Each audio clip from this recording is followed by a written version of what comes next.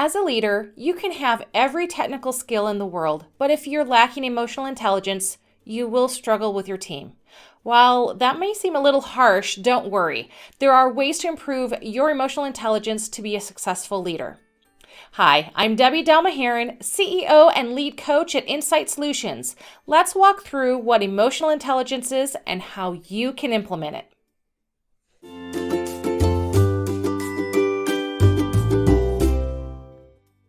Let's start by describing what emotional intelligence actually is.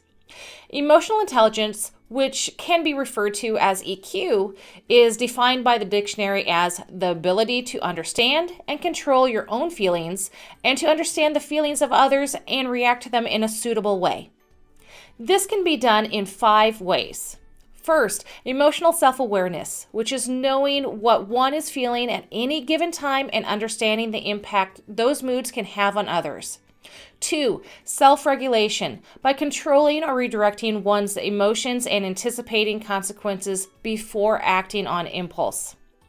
3, motivation, such as utilizing emotional factors to achieve goals, enjoy the learning process, and persevere in the face of obstacles.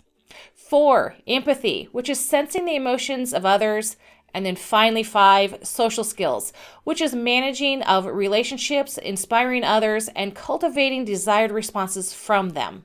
While having all this information is great, how can you tie these 5 components into being a great leader?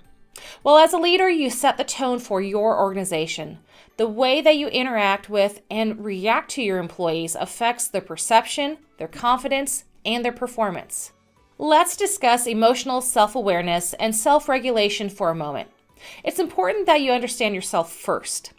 Take the time to consider why your feelings are what they are and what actions you want to take before you take them. What are your strengths and weaknesses? If presented with bad news, what is your impulse reaction? The more understanding you have on your own thoughts and your own behaviors, the better you can control them. Now, as we dive into motivation, you may want to ask yourself what motivates you and what motivates your employees. Consider both intrinsic and extrinsic motivation. Intrinsic motivation is motivation that comes from within, such as doing work because it makes you feel accomplished, proud, and purposeful.